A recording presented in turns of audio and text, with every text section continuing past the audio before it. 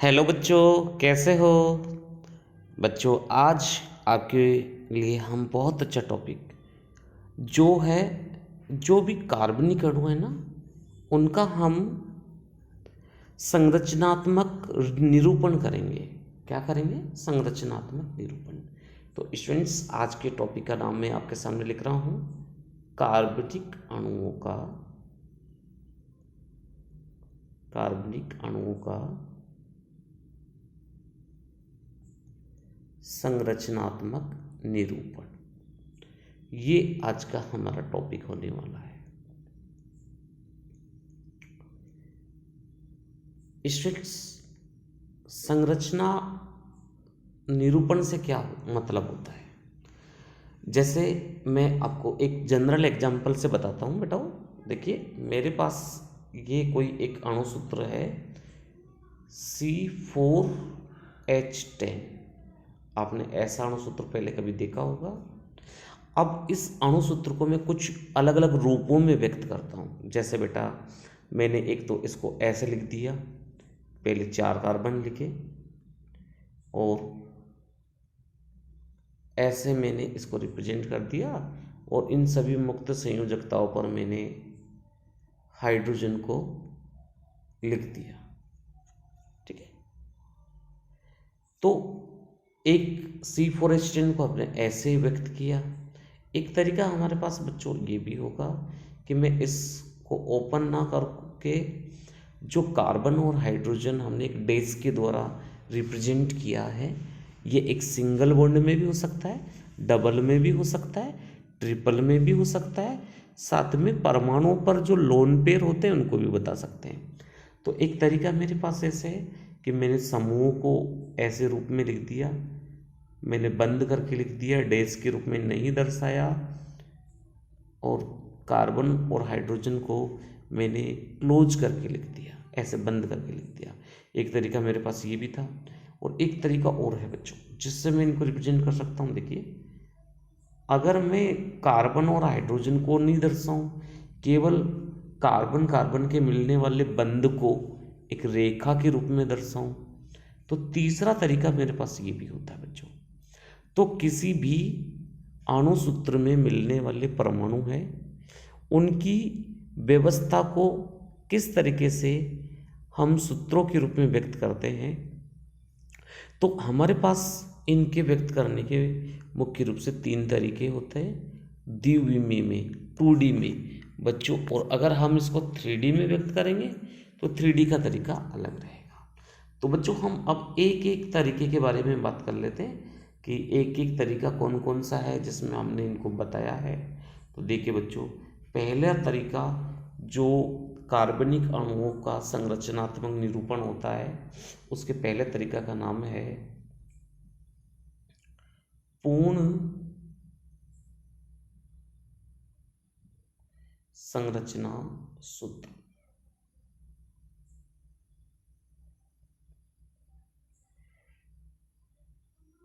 एक तरीका तो ये बच्चों।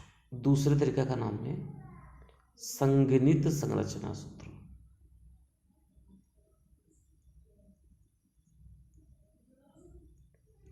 संगणित संरचना सूत्र। और बच्चों, तीसरे का नाम है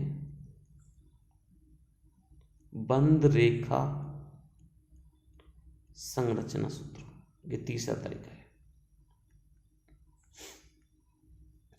तो बच्चों, पहले तरीके पे आ जाइए, पूर्ण संरचना सूत्र।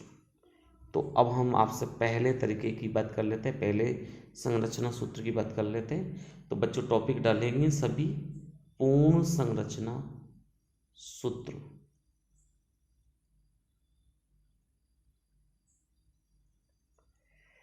स्टूडेंट्स, इस संरचना सूत्र में होता क्या है? तो आप सबसे पहले टॉपिक डाल लें। मैंने आपको जैसे पहले समझाया है, अब उस पर आधारित मैं आपको इसकी लैंग्वेज लिखवा रहा हूँ। तो लिखिए, इस प्रकार के संरचना सूत्र में कार्बन कार्बन के मध्य एकल बंध, द्विबंध व त्रिबंध डैश के रूप में प्रदर्शित होता है, तथा कार्बन से जुड़े अन्य परमाणुओं को भी अन्य परमाणु को भी डैश रेखा के द्वारा प्रदर्शित करते हैं तथा लुईस संरचना में परमाणु के एकाकी इलेक्ट्रॉन युग्म को भी दर्शाते हैं। तो बच्चों, ये लैंग्वेज लिखने के बाद में मैं आपको कुछ एग्जाम्पल देता हूँ। जैसे मैं आपसे कहूँ कि आपको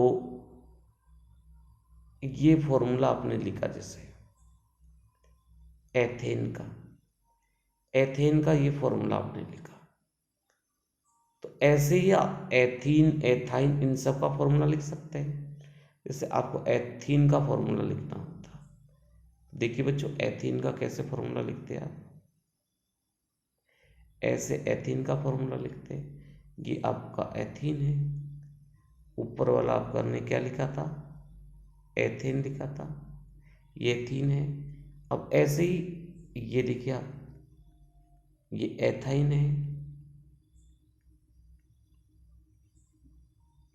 ऐसे ही बच्चों हम और भी बहुत सारे फॉर्मूले लिख सकते हैं। जैसे मुझे एसिटिक एसिड का फॉर्मूला लिखना है, एसिटिक अम्ल का फॉर्मूला लिखना है, तो मैं ऐसे रिप्रेजेंट करूँगा। अब मैं ऑक्सीजन के लोन पेयर को भी बेटा मैं ये दर्शा रहा हूँ, तो लोन पेयर को भी दर्शा सकते हैं, और ऐसे हम इसको पूर्ण संरचना सूत्र के रूप में प्रदर्शित करते हैं। क्लियर बच्चों? तो ये था पहला हमारा फॉर्मूला। अब हम दूसरी बात करते हैं दूसरे टाइप के फॉर्मूले की।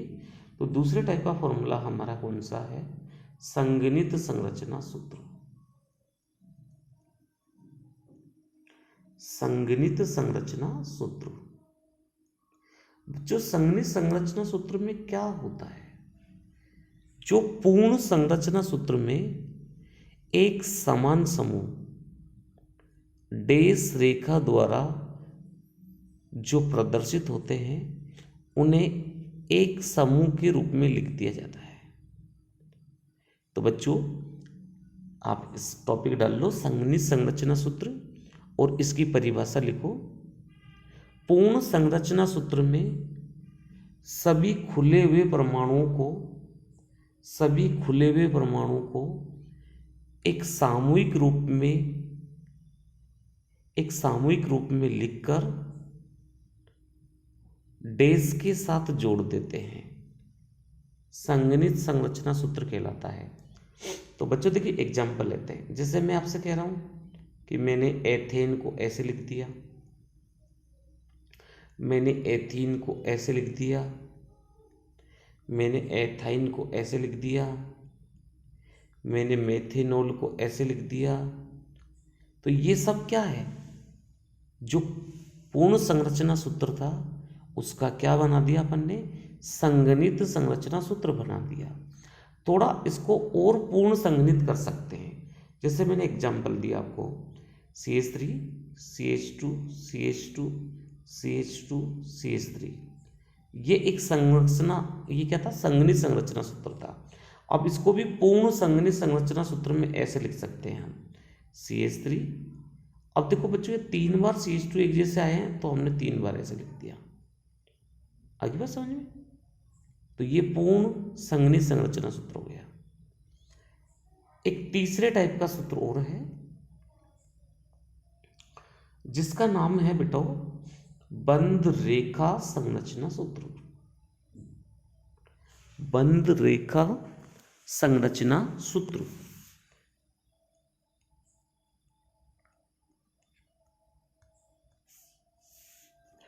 तो बेटा इसमें क्या लिखना है, इस प्रकार के संरचना सूत्र में टॉपिक डाल लो और इसकी लैंग्वेज लिखो। इस प्रकार के संरचना सूत्र में कार्बन व हाइड्रोजन को प्रदर्शित नहीं किया जाता, बल्कि केवल एक रेखा द्वारा बंध को प्रदर्शित करते हैं तथा श्रृंखला का अंतिम भाग CH3 समूह को प्रदर्शित करता है। कार्बन के अलावा अन्य परमाणु जैसे क्लोरीन, ऑक्सीजन, नाइट्रोजन आदि को हम प्रदर्शित करेंगे। अब तो बच्चों इसका एग्जाम्पल लिया, जैसे मैंने लिया ये CH3, CH3 की जगह पर हम लेते हैं C6H14। ये हमने कोई मोलिकुलर फॉर्मूला लिया। अब इस मोलिकुलर फॉर्मूला का अगर हमको संगणित संरचना सूत्र लिखना है तो हम ऐसे लिख देंगे।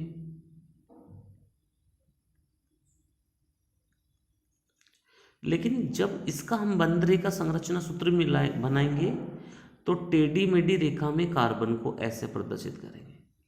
अब देखो यहाँ कार्बन कितने हो गए, 1 2 3 4 5 6। अब जो अंतिम भाग होता है इनका, तो यहाँ भी CH3 होगा और यहाँ भी CH3 होगा, दोनों जगह पर CH3 होगा। अब जैसे मैंने किसी में ऐसा एटम दे दिया, जैसे मैंने कहा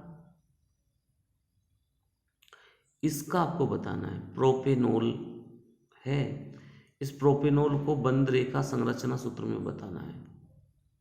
तो देखो कैसे बताएंगे, 1 कार्बन 2 3 कार्बन हो गया और इससे क्या जोड़ दिया अपन ने, OH। तो अपन ने कार्बन को तो नहीं बताया लेकिन OH को बता दिया, 1 2 3। तो ये जो ये है, ये कार्बन है, ये एरिया कार्बन का होता है। आगे बस समझ में? तो हमने ये कार्बन को ले लिया। और एग्जाम्पल लेते हैं हम, जिसमें बंध रेखा संरचना सूत्र बताते हैं।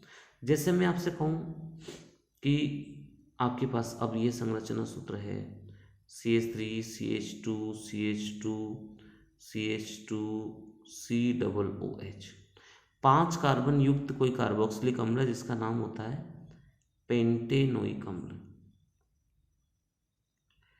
अब इस पेंटेनोइक अम्ल को आपको किस में बताना है, इस पेंटेनोइक अम्ल को आपको बताना है बंध रेखा संरचना सूत्र में। तो देखिए 1 कार्बन 2 3 4 5 कार्बन हो गए। अब 5वां कार्बन आपका COOH वाला है, तो आपने इसको ऐसे बता दिया, 1 कार्बन 2 कार्बन 3 कार्बन 4 कार्बन और 5 कार्बन। आगे बात समझ में? तो ये कहलाता है बंध रेखा संरचना सूत्र। अब बच्चों एक सूत्र और होता है 3D। अब मैं 3D की बात करता हूं आपसे, तो टॉपिक लेता हूं कार्बनिक अणुओं का त्रिविमीय निरूपण।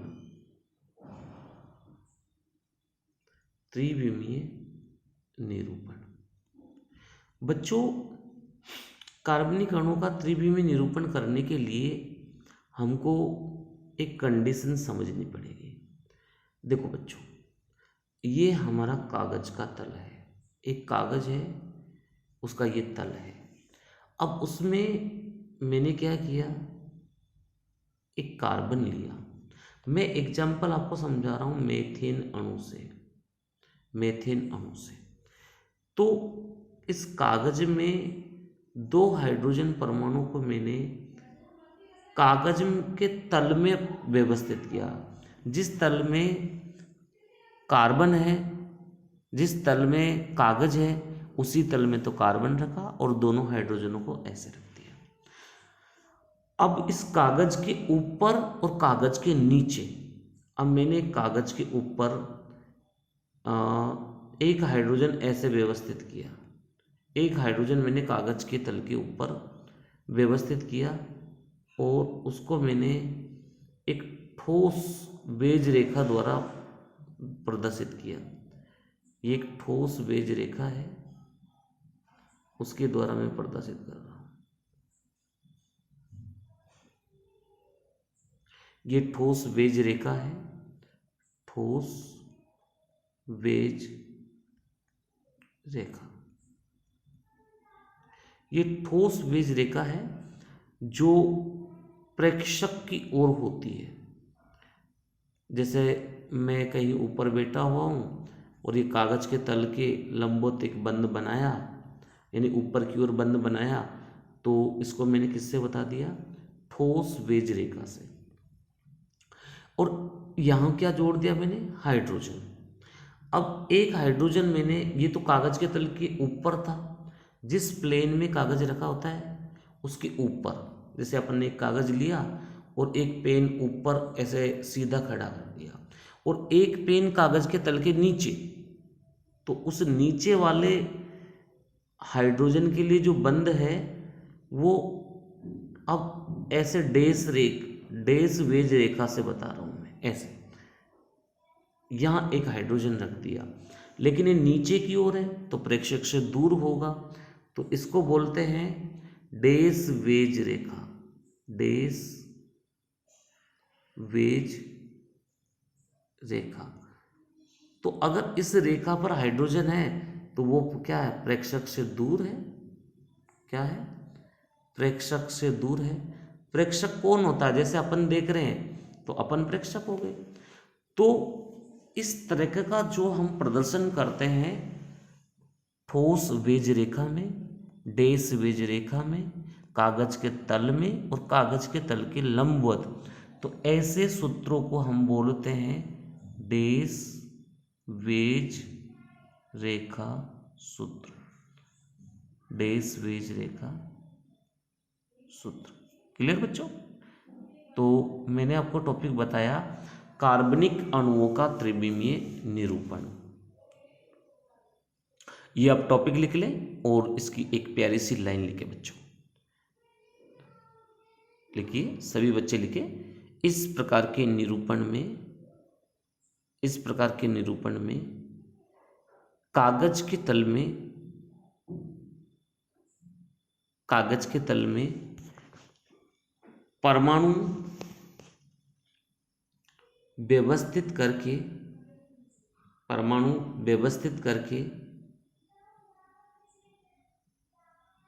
कागज के तल से बाहर ऊपर की ओर एक बंध को ठोस वेज रेखा द्वारा प्रदर्शित करते हैं। यह बंध प्रेक्षक की ओर होता है,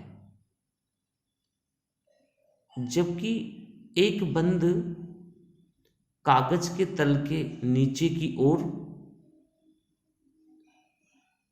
डैश वेज रेखा द्वारा प्रदर्शित करते हैं, जो प्रेक्षक से दूर होता है। इस प्रकार